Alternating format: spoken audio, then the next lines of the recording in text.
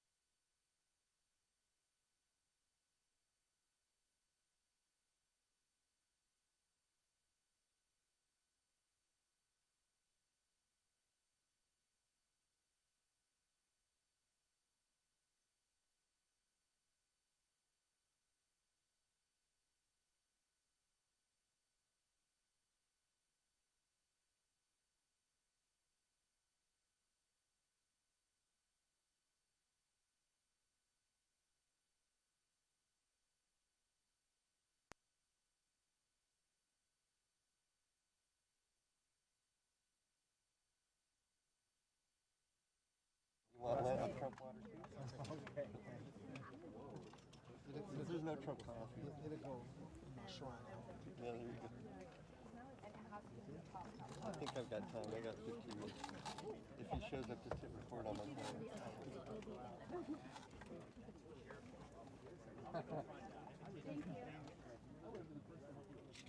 On. 10:20.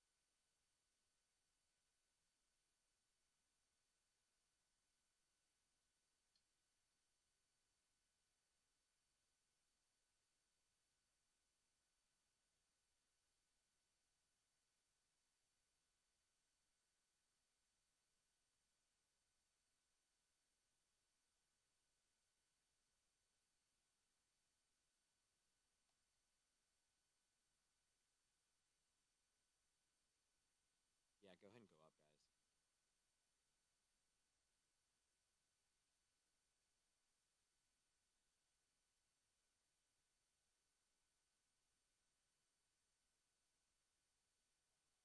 Hold, hold on my left. Hold. Let's go up on my right. You guys over here. Come up. Yep. Go ahead. Go ahead. Go ahead. Stop. Go a little more on the right. Yep. Two more. Yep. Stop. Yeah, that's dead even with the roof line. You guys let me know how it looks. Yeah.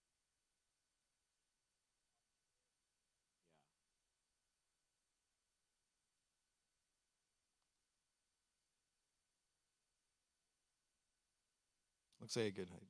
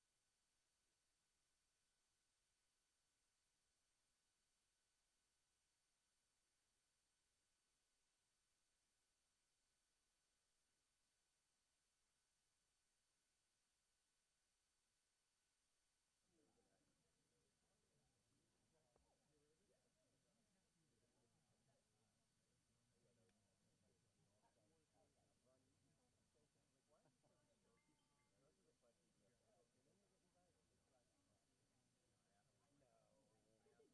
a lot better. Good. Maybe just the center. Down a few degrees. These two far ones okay. Um,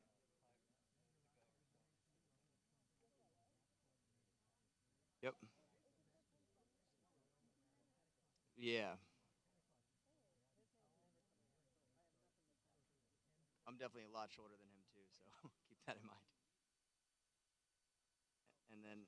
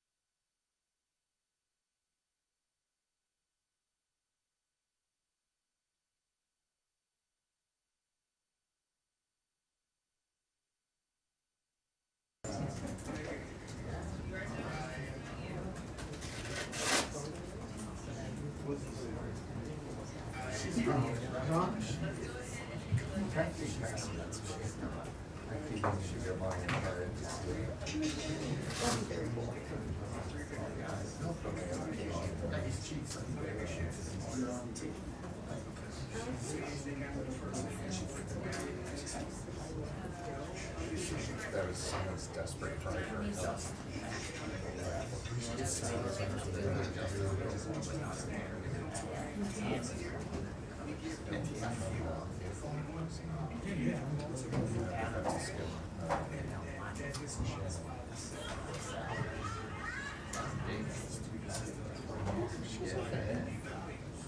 Now I just get a note. Reading off the score.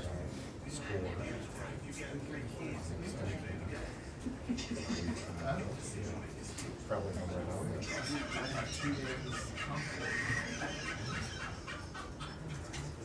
What's that, you want to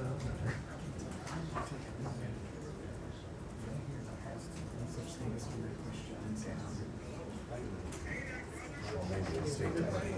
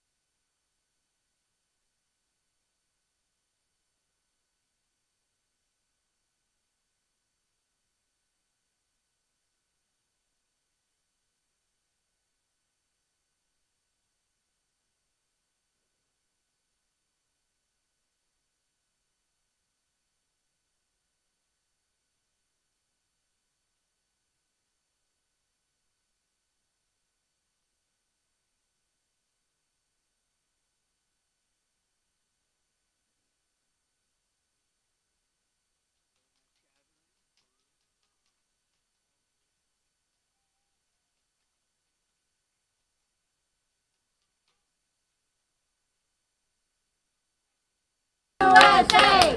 USA!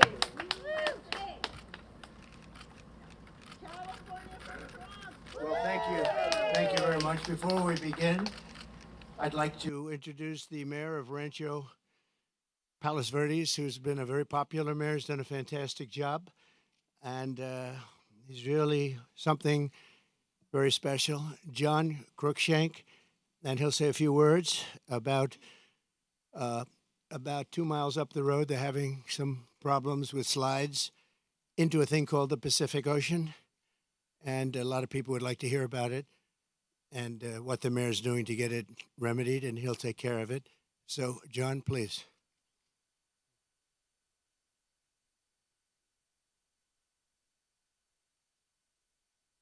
Well, I was only expecting to come speak with the president today, and he's gracious enough to invite me to speak to you all, which is an important moment for the city of Rancho Palos Verdes. In 2002, the Trump Golf Course opened up here, and they've been a great business here in our community. As the president mentioned, our city has been having a lot of issues with a landslide that's less than a mile from here.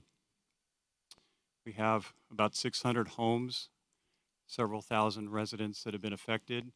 They've lost power, gas, and it's been moving at an unprecedented rate for the last couple of years because of the rain. We believe we can solve the problem, but we really need the assistance of the state of California and the federal government. We have solutions out there for that, but the problem is bigger than the city of Rancho Palos Verdes, and so it's important that we get the attention and the help of the people of California and of the federal government. So I'm here to thank the president of having me here today. Obviously, I'm a tiny bit nervous. This is a very big deal. Oh, thank you. So anyhow, we very much appreciate you all being here. And of course, I know you're here for the president, but covering what's going on in our city is really important. And it's meant a lot to our community of 42,000 people. So thank you so much.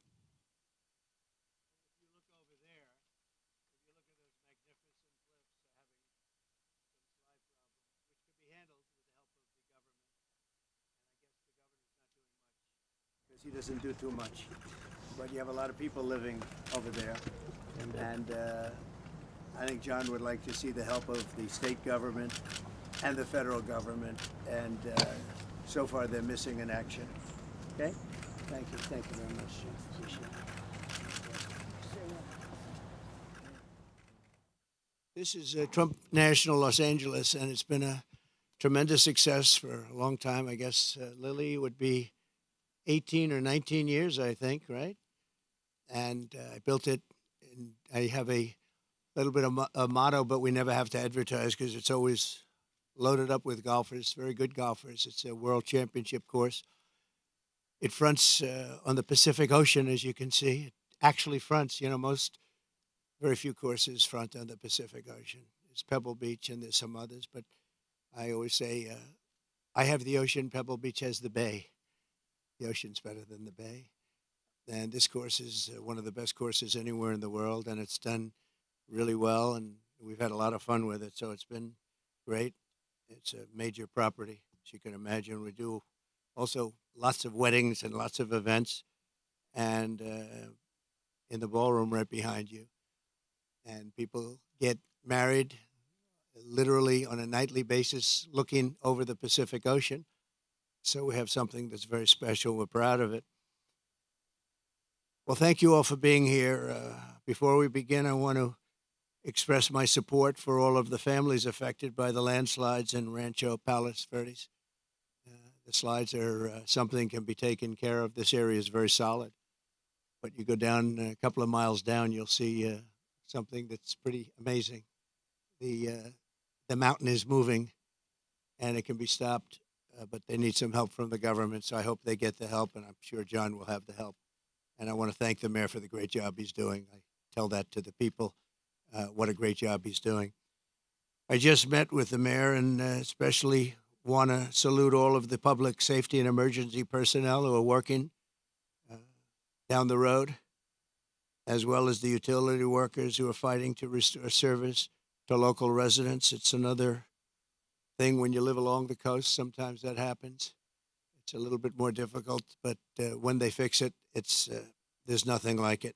There really is nothing like it. I'm here today in California with a very simple message for the American people. We cannot allow Comrade Kamala Harris and the communist left to do to America what they did to California. The state of California is a mess with people leaving, and nothing's going to stop them.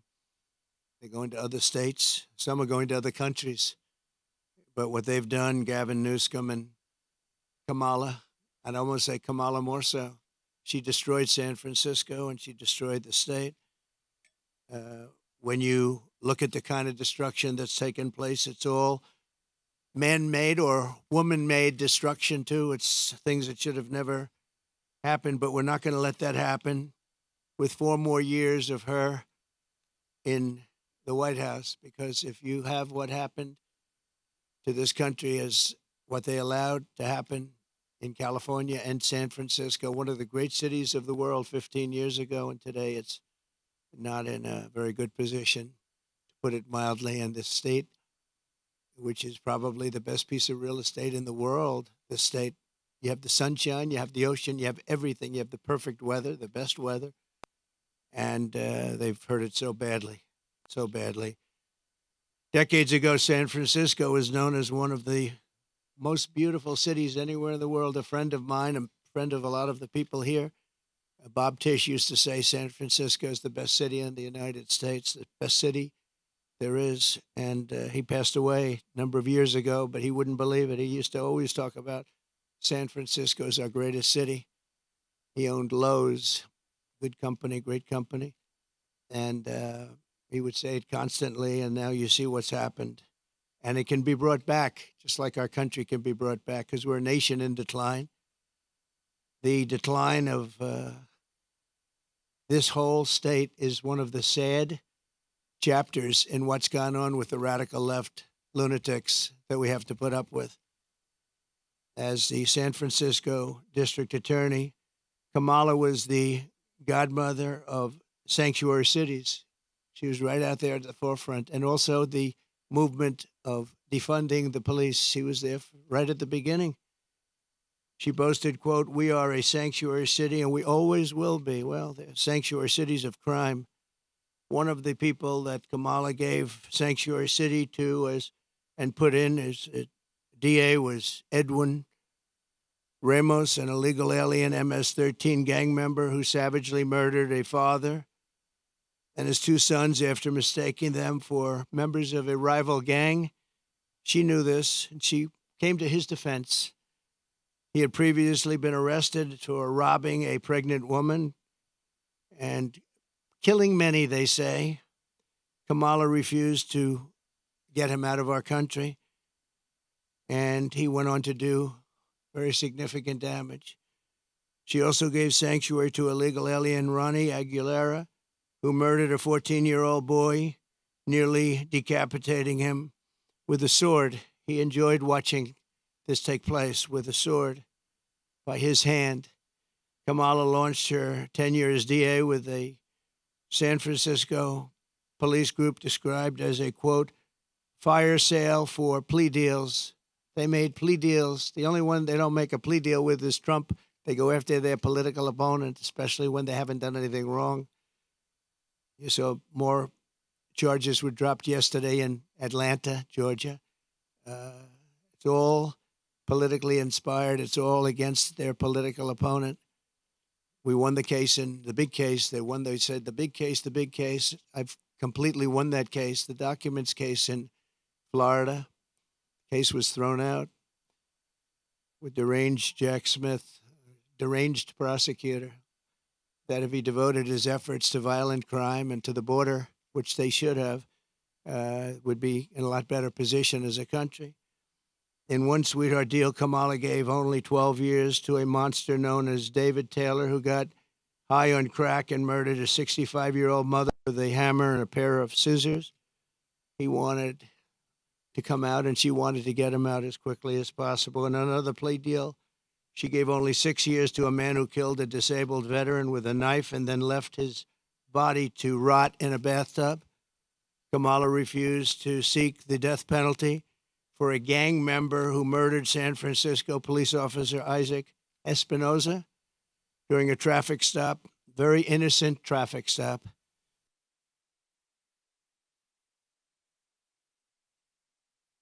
To explain her decision, why would you do this? Why would you give such leniency to somebody that just killed his officer's son?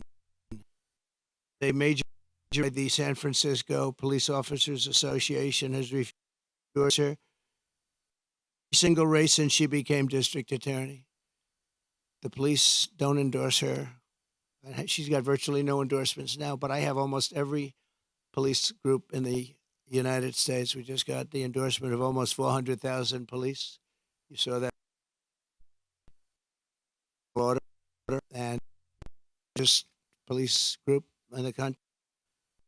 The endorsement every just about every single police group in the United States, and unadulterated. They are so happy to endorse. After Kamala Harris and Gavin Newsom took charge of San Francisco, homelessness increased by over 200%.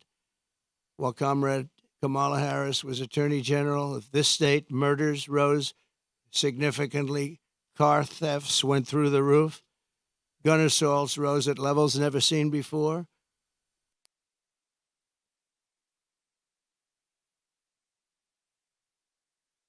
Attorney General, she defined child sex trafficking, assault with a deadly weapon, and rape of an unconscious person as nonviolent crimes. She put them in a new category as nonviolent. Now, as vice president, she's facilitated the largest wave of sex trafficking and human trafficking in history, the history of our country by far. And in case you don't want to write about it, which you should, because there can be no bigger scandal than this, we have, under this administration, 325,000 migrant children are missing. 325,000. In other words, take your biggest stadium in California and you could fill it up 5 or 6 times. Those are all missing children. Many of them are dead. Many of them are sex slaves and slaves of different nature. But her destruction of the law and order in California did not end there. In 2020, Kamala Harris proudly endorsed defund the police. We're going to defund the police. Anybody that was even in favor of defunding the police for 1 month, let alone her entire career, should never be president of the United States. She supported a plan to cut the LA Police Department by at least 150.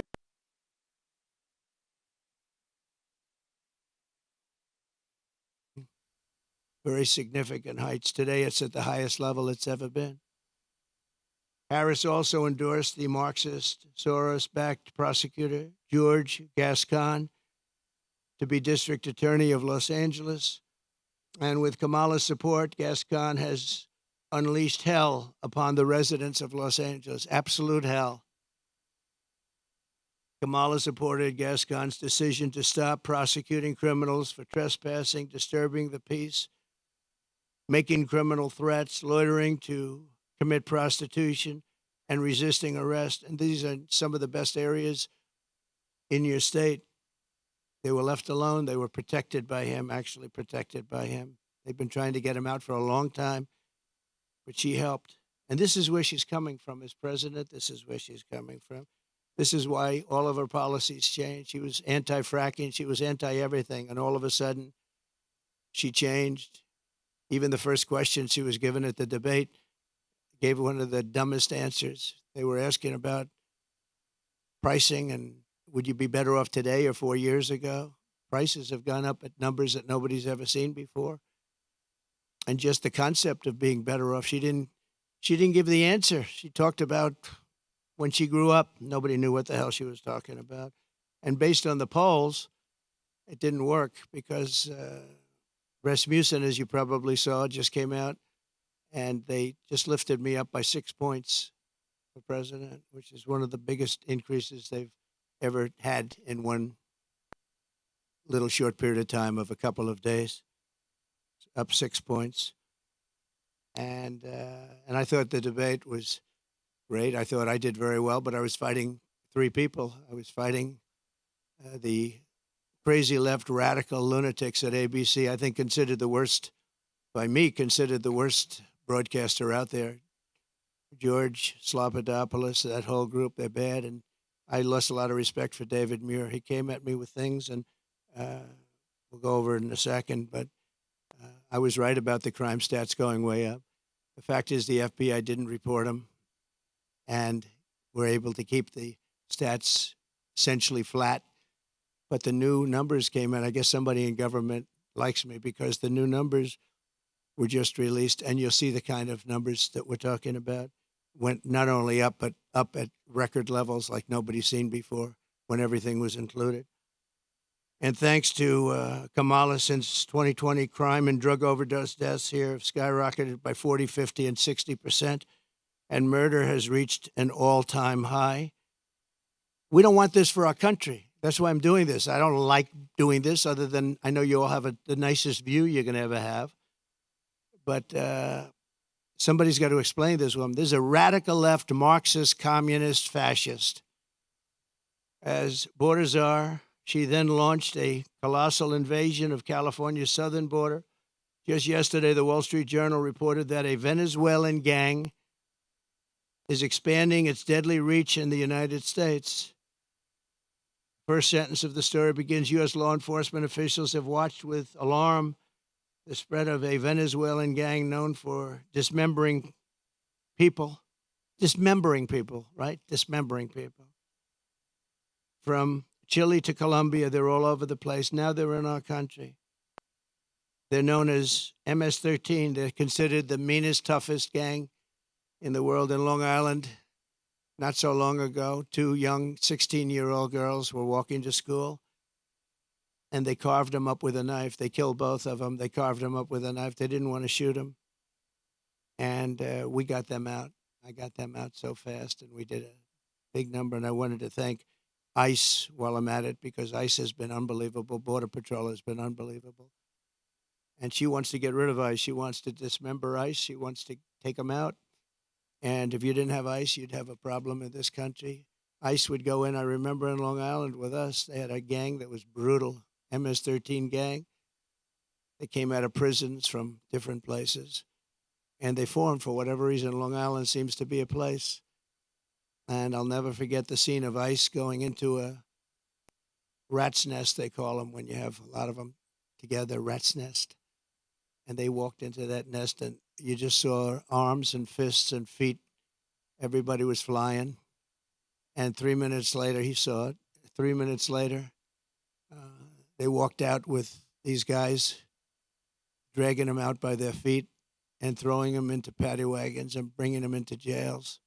And then we got them out of the country and moved them back to where they came from, which Obama was unable to do when he was president. Obama was unable to do because the countries wouldn't participate. They wouldn't allow them back. But I called those countries, three of them. Guatemala, take a look. Mexico, too, to a large extent. And I think probably the worst of all, we had four countries. Colombia was rough. We had four in South America. But the South America is no longer the problem. We have bigger problems elsewhere. Guatemala, a lot of problems in Guatemala. A lot of bad people coming out. We called, I said, let me speak to the president. I told him, you're not getting any more foreign aid. They got $750 million a year. I said, no more foreign aid. Why? Because you send people over in caravans and you won't take them back, and they're criminals, and we don't want them in this country. And you wouldn't take them back with Obama. They would put planes on the runways, big planes on the runways, so you couldn't land the planes loaded up with prisoners. And I said, that's okay. You can keep doing it. We're not paying you 10 cents. And they called me back 20 minutes later, one of them the next day, three countries. And they said we would be honored to take MS-13 back. We like them very much. We're wonderful people. And we got them out by the thousands and thousands. We got them out. And that I attribute to ICE and Border Patrol. They're incredible people. Not only is Comrade Howard, I mean, if you take a look at this, but not only is Comrade Kamala allowing illegal aliens to stampede across our border, but then it was announced about a year ago that they're actually flying them in. Nobody knew that. They were secretly flying in hundreds of thousands of people. Some of the worst murderers and terrorists you've ever seen. They were taking anybody that wanted to come in. And they're flying them in. So when they tell you about their borders a little bit better than it used to be, they only did that for election reasons. Not good, but it's a little bit better. But they don't tell you that The flights are still coming in here, bringing in thousands and thousands of illegal aliens, and they're being dropped into the midsection of our country because all states are really border states right now. And I'm the border president. I solved it in 2016, probably got elected because of that in 2016. And really, there was nothing to do in 2020. I said to my people, I want to talk about the border, what a job I did. They said, sir, nobody cares you did it. It was good. We went from a terrible border to a great border very quickly. I did a great job. And then I come in and I look at what's happening now, and the only difference is that the border in 2016 was 1/20th what it is now. We have the worst border in the history of the world. There's never been a border like this. And I want to be the border president, and I hope you call me the border president because I'm going to show you what a border security job we can do, and we're going to do a job like never has been done before. There's never been a border like this. I believe the real number is 21 million people are here, and many are thugs, criminals. And remember this, if you go to South America and if you go to these countries that have taken their prisoners out of their jails to empty their jails and dumped them into the United States like we're a dumping ground, you're going to see their crime rates have gone down by 50, 60, 70, and 80%. If you look at Caracas, Venezuela, they took their criminals and drug dealers and rapists off the street and they dumped them into the United States of America. Dumping ground, they call it. We're a dumping ground for Venezuela because we have stupid people running our country. And you think Biden's bad? This one's going to be worse than Biden.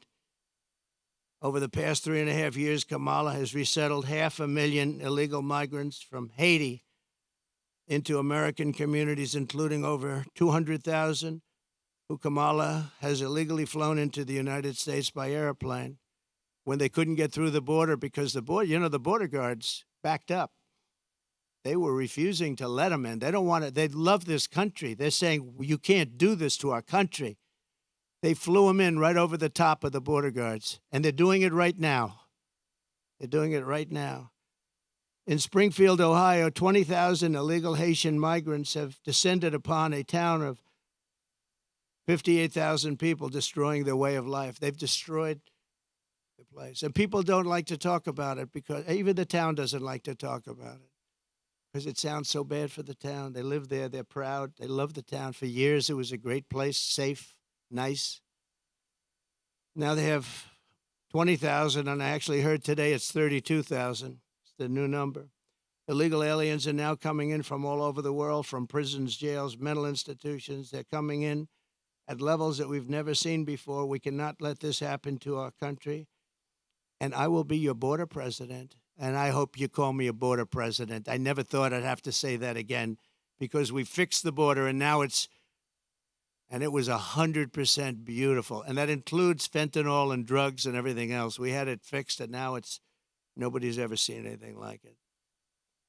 And I guess they want to do it because we built hundreds of miles of wall, and we had hundreds of miles, I said, after we completed, much more than I said I was going to complete. And it had a huge impact. But after I completed it, we had all of this wall to be put up. It could have been put up in 200 miles, could have been put up in 3 weeks, would have been totally sealed and much larger than I originally said, but it worked so well. We were doing so well. And not only didn't they put it up, they sold much of it for 5 cents on the dollar. Very expensive wall, has wires inside of it for technology. Hardened steel, hardened concrete, and rebar. They wanted all three. I did it as per the Border Patrol. I disagreed with the look. They said, sir, this is the only way. We had to put a anti-climb panel on top. The panel on top is an anti-climb panel. I said, I don't like the way it looks. They say, I know, but it stops people from climbing. I said, all right, we'll do it the way you want. A president has a duty to keep you safe. Kamala will turn America into a poor, violent, third world refugee camp. It already sort of is. We have elections that are a mess, and we have a border that's the worst of any border ever in the world. There's never been a country ever in the world that's allowed 21 million people to come across in a short period of time.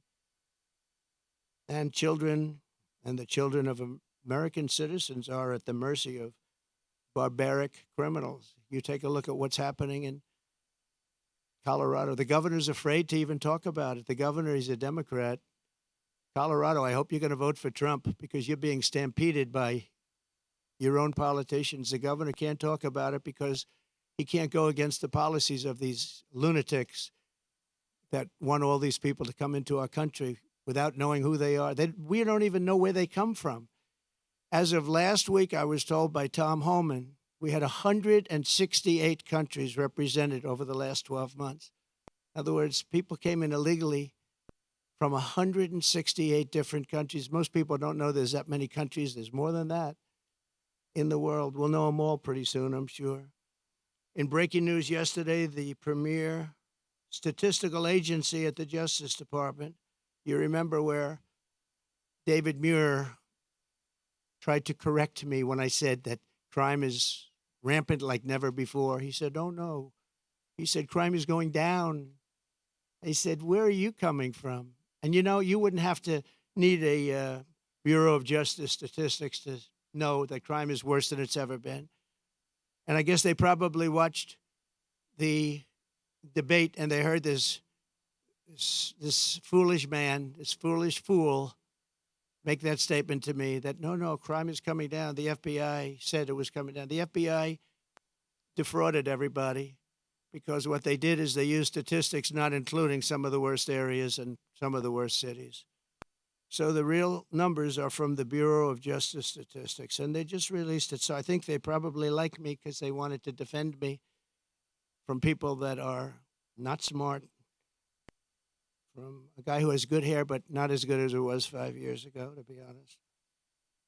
And they just released brand new numbers, just out last night, late, showing that since 2020, so this guy, David Muir, was correcting me, the FBI.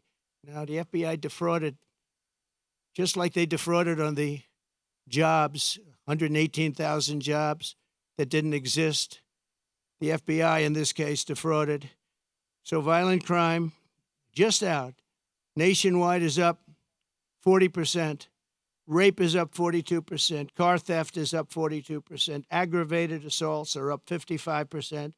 And violent attacks on strangers are up much more than 61%.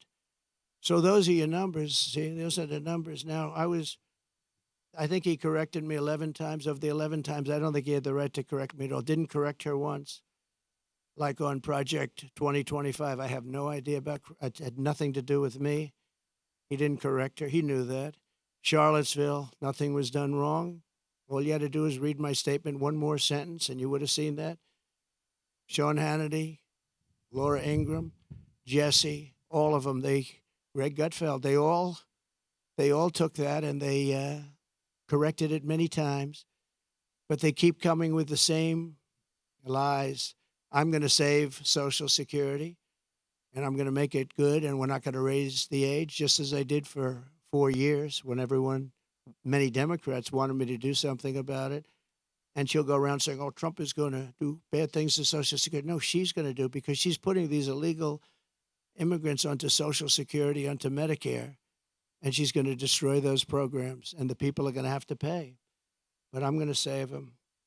But David Muir said exactly, I quote, President Trump, as you know, this is after I made the statement that crime is at record numbers.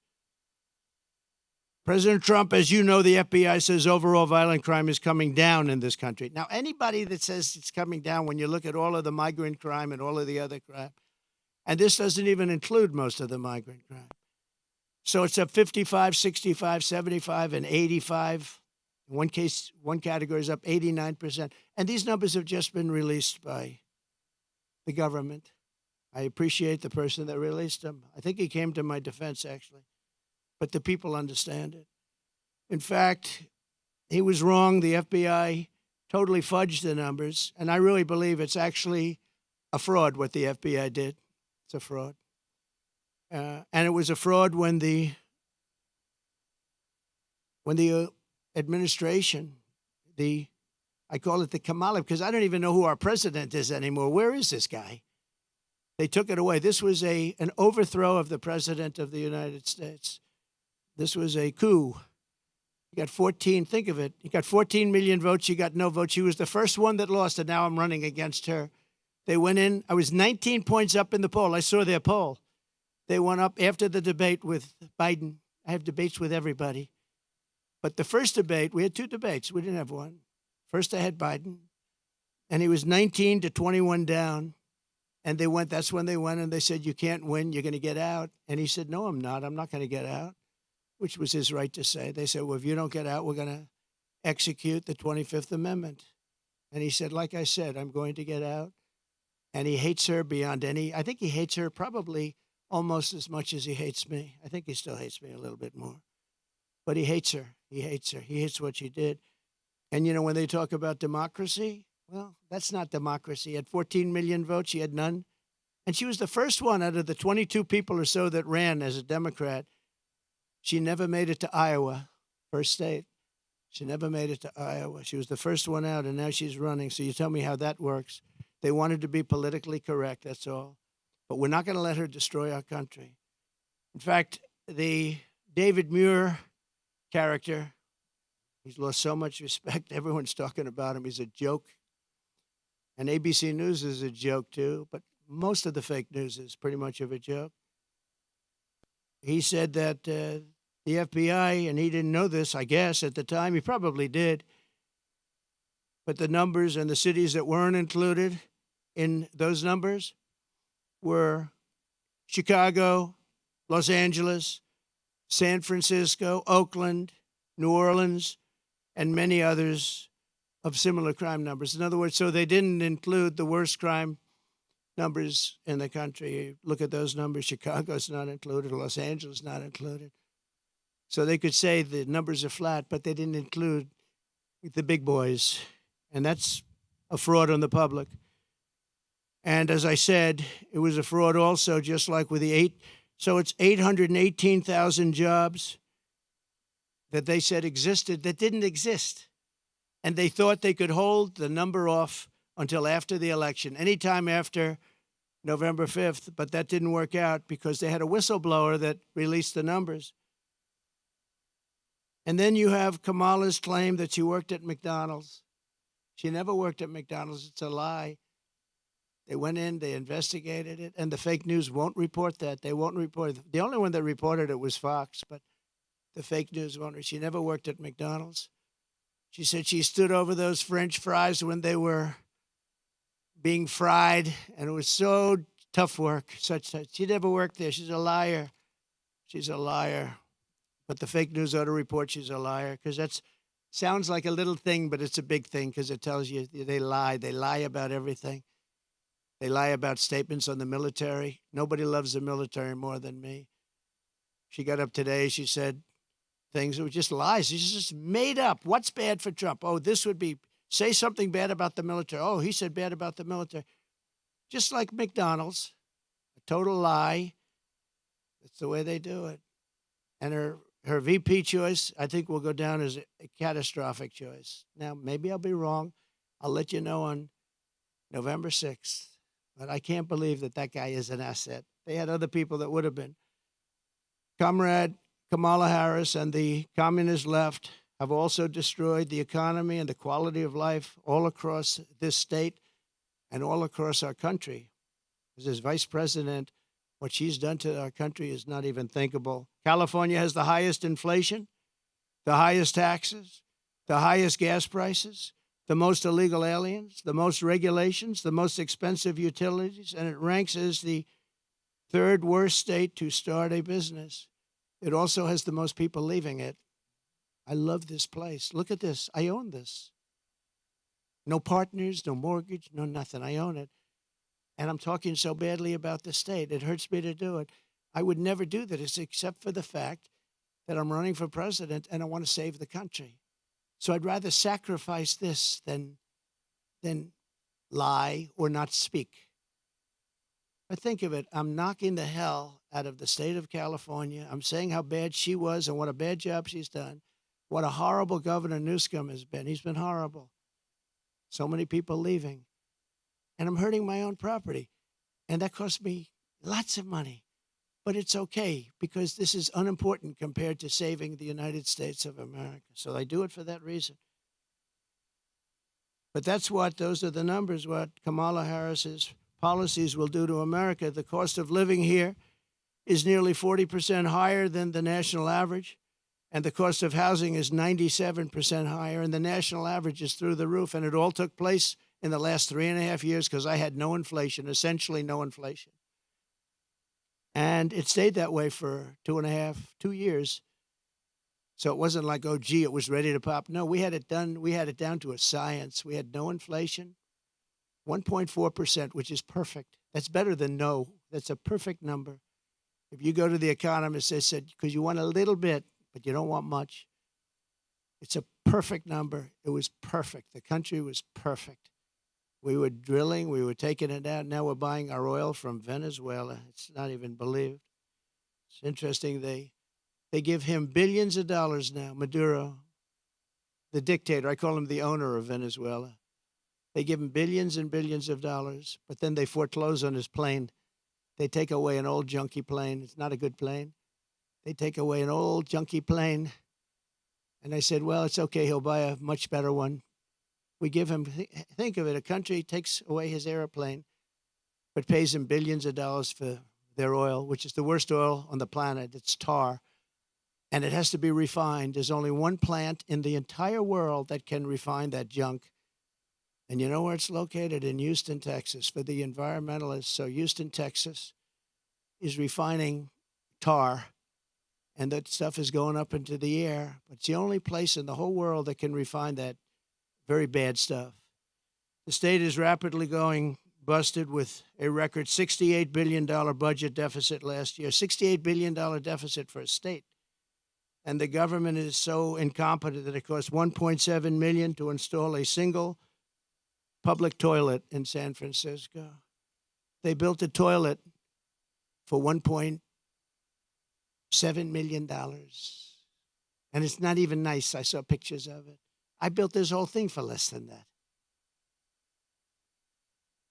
Unsurprisingly, more Americans are now leaving California than any other state in the union, and over 500 companies have left since 2020. It hurts me to say it. Look, I have this unbelievably valuable asset, and here I am knocking the hell. I'm sitting here thinking, and I know this. I've known it for every time I speak badly of New York. We have a very bad attorney general there. She's a political hack who got elected saying, I will get Trump, I will get Trump, I will get him, Letitia James. And they had a phony case where they value a house that's worth $1 billion to $1.5 billion at $18 million. The judge was corrupt.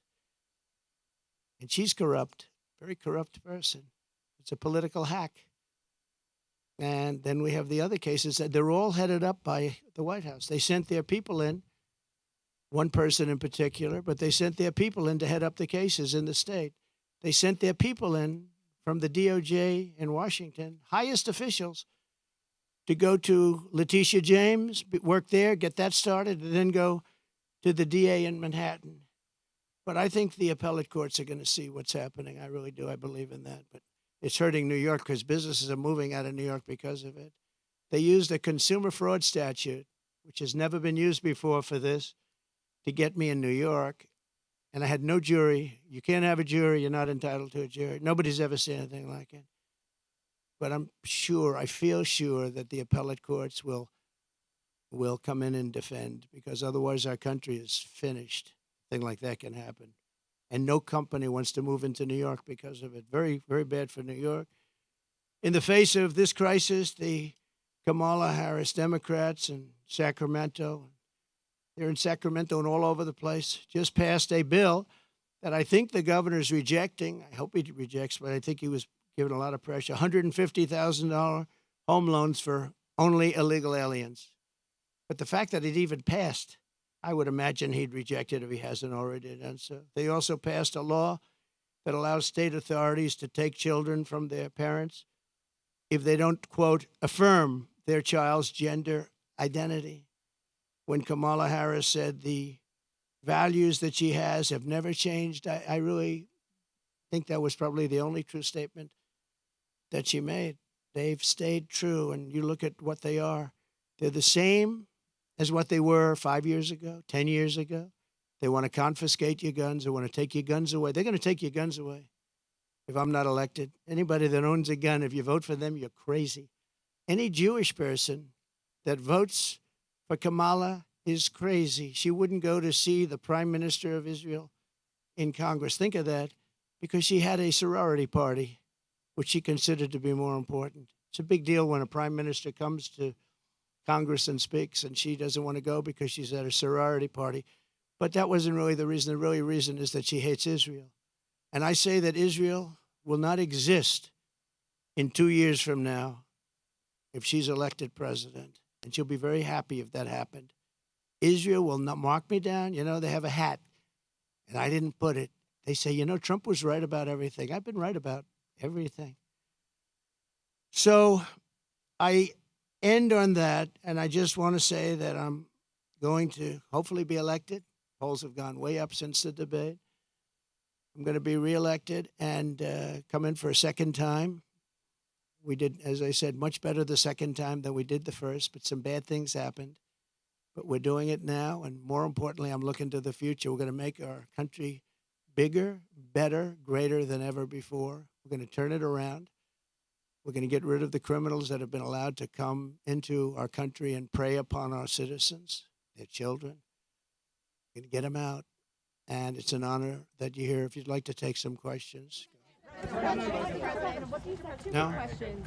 On the debate, first of all, I know you've said that you will not do another debate. Some of your own Republican allies have come out and said that you missed the mark. That you missed No, excuse me. Most of my Republican allies had said I was great in the debate. You're just like, you know, a lot of other people at Fox. Well, why don't you say 94% of the Republicans said I did phenomenally in the debate. Some said that I could have been tougher. I don't know how I could have been tougher when I said he's the worst president and she is the worst vice president in the history of our country. 94% of the Republicans, and the only one that wouldn't, maybe a Mitt Romney or somebody like that. But we've gotten great praise for the debate. And based on the polls, like Rasmussen being up 6 today, the first poll out, based on the polls, obviously, I did well in the debate. Also, based on the debate polls, where I sometimes had, in one case, 92% win. So, you know, look, you come from Fox. You shouldn't play the same game as everybody else. Go ahead. Go ahead. What would you say to your Republican colleagues or your allies who are concerned about your close relationship with Laura Loomer?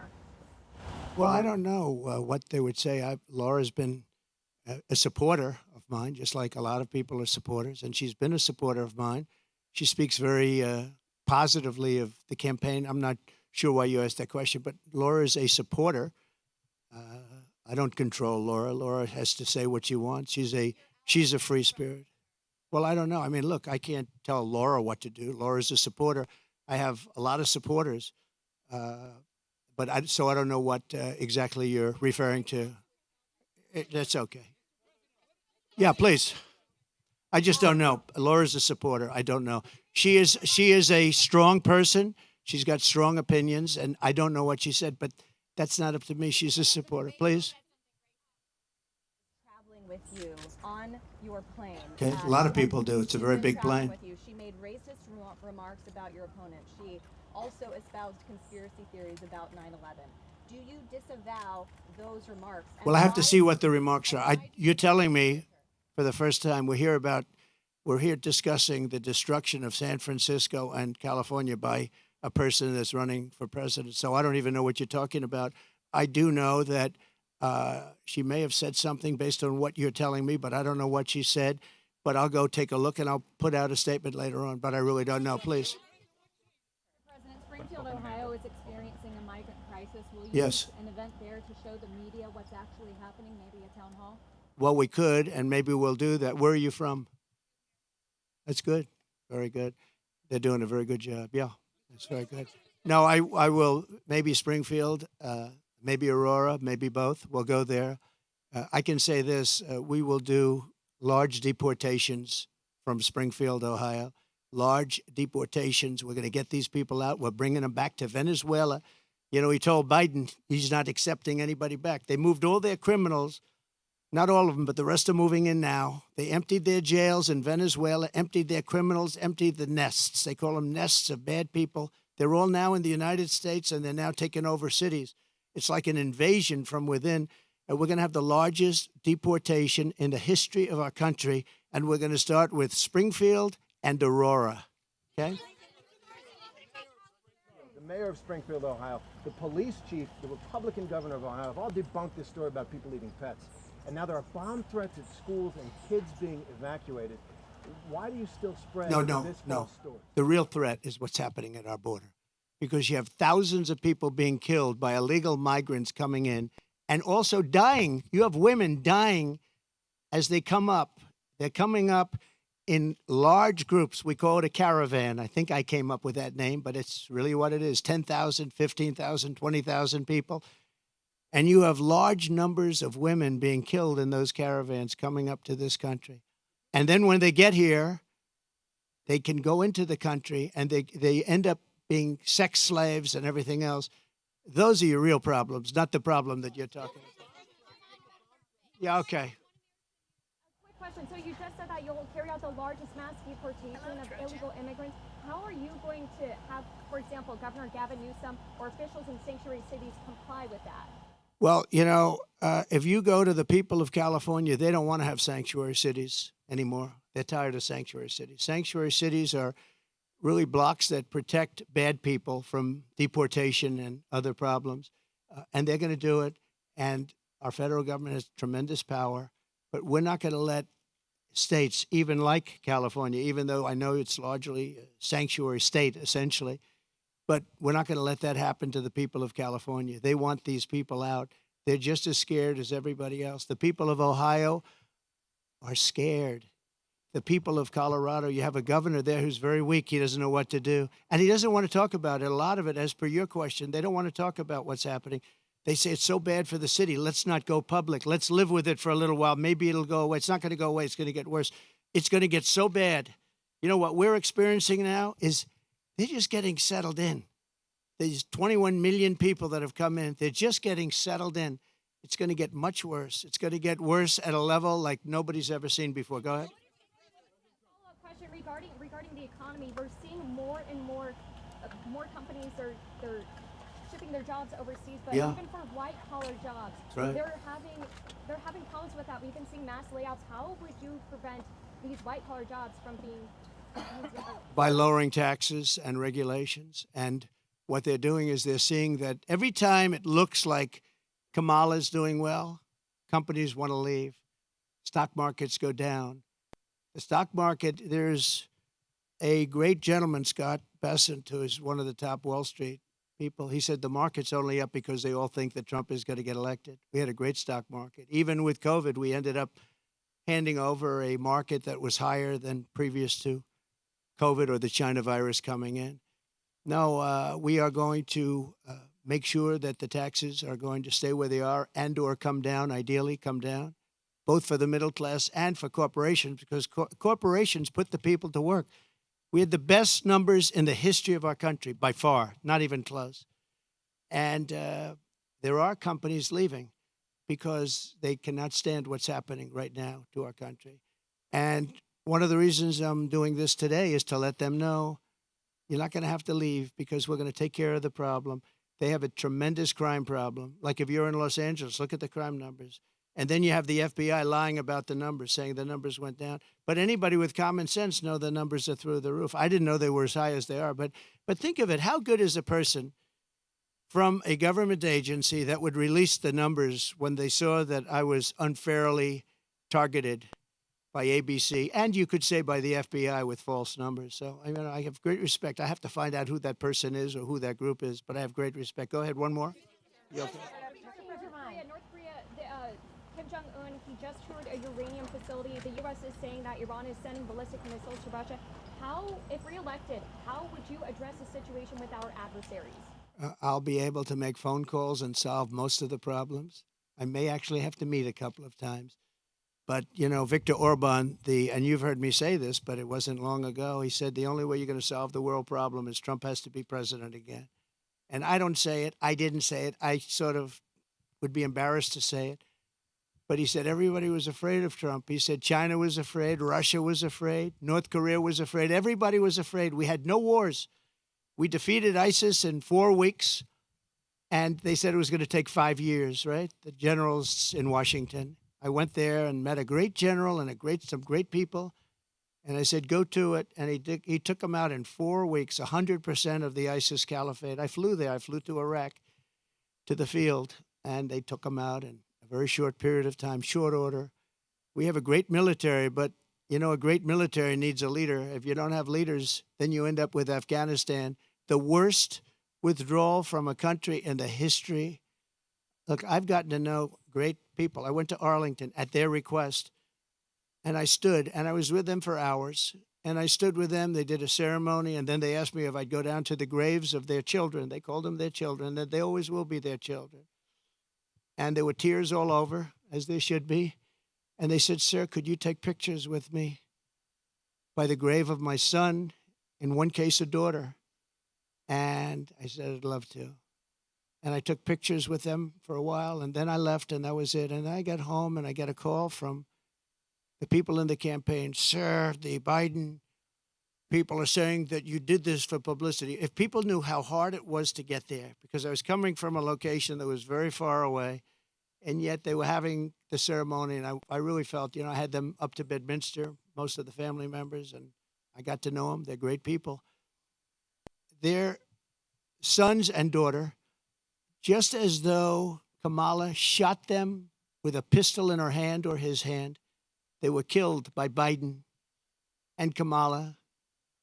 They were killed. They should have never left from that airfield. They should have left for Bagram. We should have never given up Bagram. Bagram now is controlled by China. The reason we shouldn't have given it up was not because of Afghanistan. The reason we shouldn't have given it up, 1 hour away from where China makes its nuclear weapons, and I wasn't giving it up. We were getting out quickly and effectively. I'm the one that got the numbers down to less than 5,000 soldiers. But I would have never left unless they fulfilled their obligations under an agreement. I had a wonderful agreement, but the agreement said you have to do this, this, this. They didn't do 3 of the first 5 things, so therefore they would have done it. Abdul was the leader, and he wouldn't have done it, and he would have never done that to us. And just in finishing up with that, and I appreciate the question, actually, but in finishing up with that, for 18 months, spoke to Abdul over the phone. For 18 months, not one American soldier was shot or killed. Not one American soldier was even shot at. Abdul understood. Don't do it. I said, don't do it, Abdul. Don't do it. And for 18 months, not one soldier was even shot at. And that's the way it's supposed to be, right? And then they had that horrible situation with the 13 dead, leaving billions of dollars of equipment behind. And leaving a lot of Americans behind, a lot of Americans. And you know what else? Leaving a lot of soldiers badly wounded. Nobody ever talks about them, but I do. Let's talk about California. You are claiming that we need to do major changes in this state. If you're president, what's the biggest policy difference for the people of California? And what would the nature of your relationship be with the leaders of California who you're calling scum? How do you get that? Well, I would have a great relationship with them. And what you have to do is start all over again. You cannot have these policies of high taxation. You can't have these policies of politics where you go after your politicians. You have to have an honest voting system because, you know, you don't have an honest voting system. They send out millions and millions of ballots. They go all over the place. Some people get 2, 3, 4, 5. You have a very dishonest system over here. If I ran with an honest vote counter in California, I would win California. But the votes are not counted honestly. It's a very dishonest system that you have in California. And I'd make it business friendly. Right now, it's business unfriendly. Look, Elon Musk is a friend of mine. He endorsed me very powerfully. He endorses me every time he speaks. He really wants to see us win because he knows we can do a great job and turn it around. He left California. I said to him, Elon, did anybody ever call you? It's a big company. He moved to Texas. A lot of people moving to Texas. Great state. Excellent governor and excellent lieutenant governor. Great people.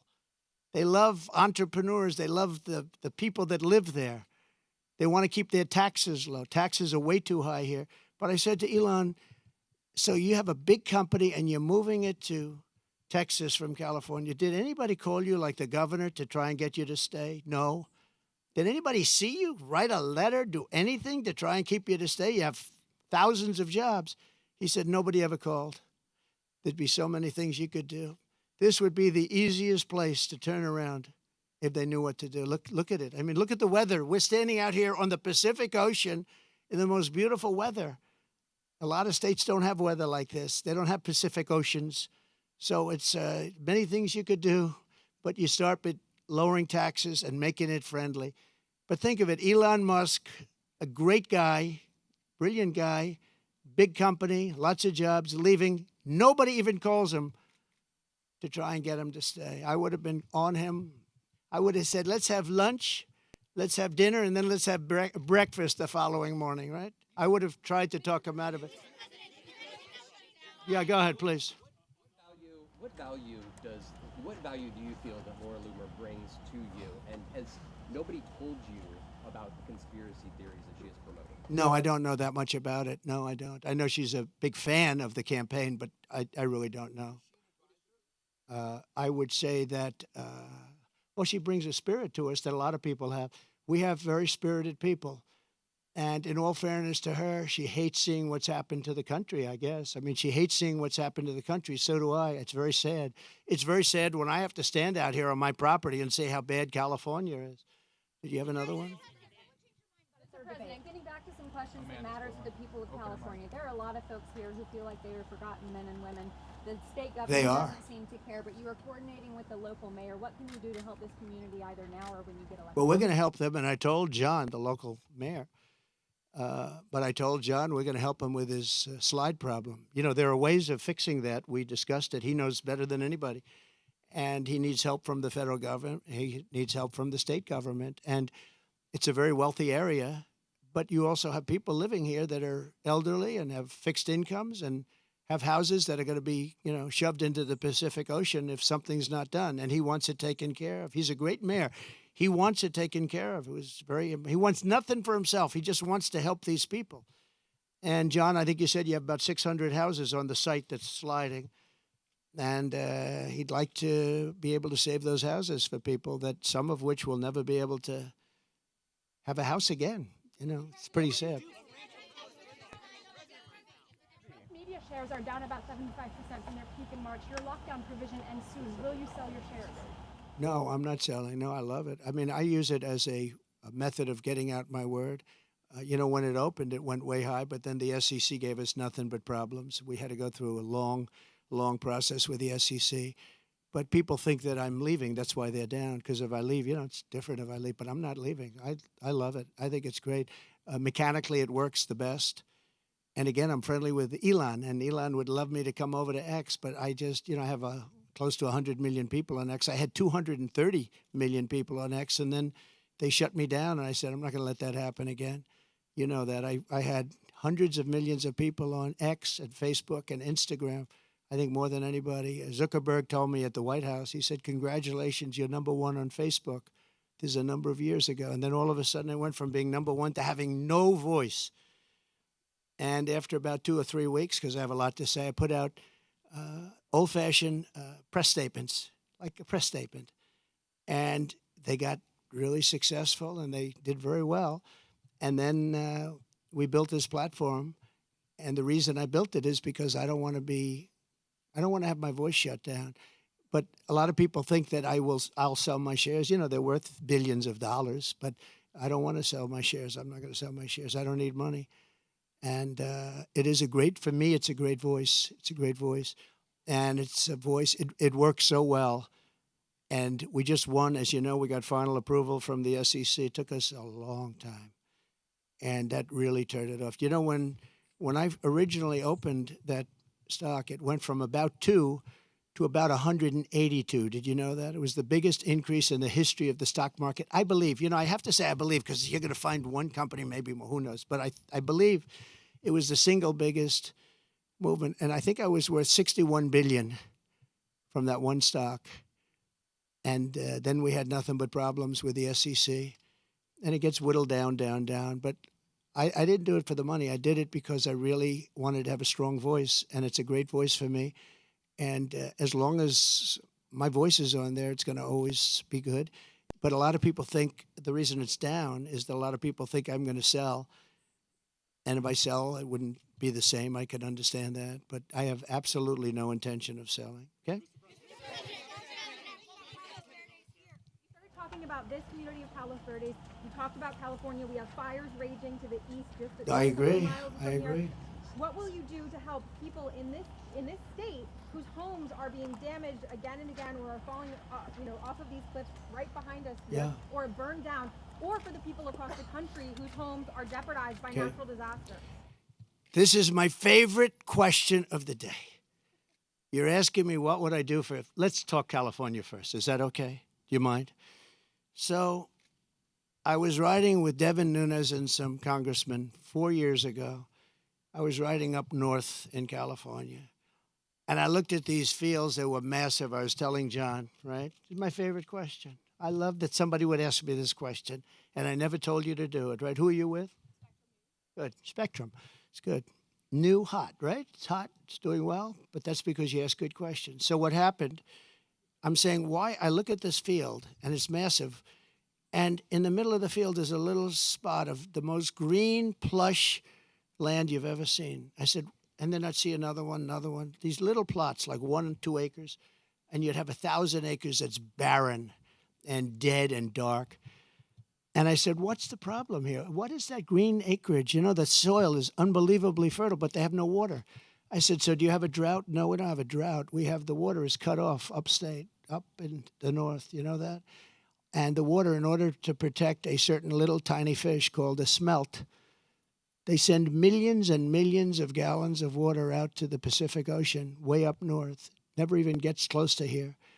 And you know, in Los Angeles and Beverly Hills, all these rich areas, they want to give you like 38 gallons of water to use. You buy a house for a lot of money, and then you're allowed to use 38 gallons of water. But you have no water down here. And the reason you have no water, you have the canals. The reason you have no water is because Gavin Newsom didn't want to do it. I had it all done. I had the Department of Commerce at the time. Believe it or not, they're the ones that rule on this particular issue. So you have millions of gallons of water pouring down from the north with the snow caps in Canada and all pouring down. And they have essentially a very large faucet. And you turn the faucet, and it takes 1 day to turn it. It's massive. It's as big as the wall of that building right there behind you. And you turn that, and all of that water goes aimlessly into the Pacific. And if they turned it back, all of that water would come right down here and right into Los Angeles. They wouldn't have to have people not use more than 30 gallons and 32 gallons. They want to do that, you know. They're trying to do that. And you have so much water, and all those fields that are right now barren, the farmers would have all the water they needed. And you could revert water up into the hills where you have all the dead forests, where the forests are so brittle. Because no place is like California. I go to Austria. The head of Austria tells me, you know, we have trees that are much more flammable than what you have in California. We never have forest fires because they maintain their forests. And you have all that water that could be used as water, what they call water flow, where where the land would be damp. And you'd stop many of these horrible fires that are costing billions and billions of dollars by the federal government, et cetera. So one thing I'm going to do for California, vote for me, California. I'm going to give you safety. I'm going to give you a great border. And I'm going to give you more water than almost anybody has. And the farmers up north are going to be able to use 100% of their land, not 1% of their land. And the water is going to come all the way down to Los Angeles. And you're going to have more water than you ever saw.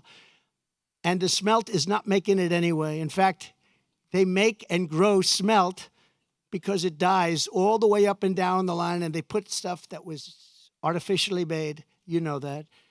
So you're going to have water in California at a level that you've never seen before. The farmers are going to do great. Those fields are going to be all green instead of 1% green. And maybe even more important, you're not going to have illegal immigrants pouring into your country and killing your family. You're not going to have the problems that you have right now. We're going to lower your taxes. We're going to bring the car industry back because your car industry is gone. We're bringing it back to Detroit at levels that you'll never see again. We'll bring it back to better than it was 30 years ago. But with this group, everything is dead. The automobile industry is dead. The water coming here is dead. And Gavin Newsom is going to sign those papers. And if he doesn't sign those papers, we won't give him money to put out all his fires. And if we don't give him the money to put out his fires, he's got problems. He's a lousy governor. And he treated me very nicely, and I treated him very nicely when I was president. But he's done a lousy job. But there's a case. I said, Gavin, will you sign? It took him like a month and a half or 2 months, and then he decided for political reasons. And then we got hit with COVID, and we had to solve another problem. But you're going to have so much money, Mr. Mayor. You're going to have so much money from economic activity and growth. And you're going to have water like you never thought. Now, in your case, maybe you don't want so much water. But we'll bypass your beautiful area. But we have tremendous amounts, millions of gallons of water that's shoved right into the Pacific Ocean where it doesn't make a dent. And all of that water is going to take care of California. And nobody can make a bigger promise than that. You're not going to have to do desalinization plants, which a lot of people want to do. Very expensive to do, but it's better than the alternative of no water. So California, vote for Trump. And you're going to have water, and you're going to have growth, and you're going to have prosperity, and all those people that are leaving are going to really come back. Thank you very much. Thank you. Mr. President, this morning, tens of Steve Garvey. Why have you not endorsed Will you endorse Steve Garvey? Will you endorse Steve Garvey? Shut down if Johnson can't get the same back. What's your closing argument to the people of California? Thank you, everybody. Will you endorse Steve Garvey against Adam Schiff? Mr. President, I hear this morning tens of thousands of Boeing factory workers went on Oh, strike. that's so sad. There's a concern about what this could mean for the airline industry. Very bad for the industry, very bad for Boeing.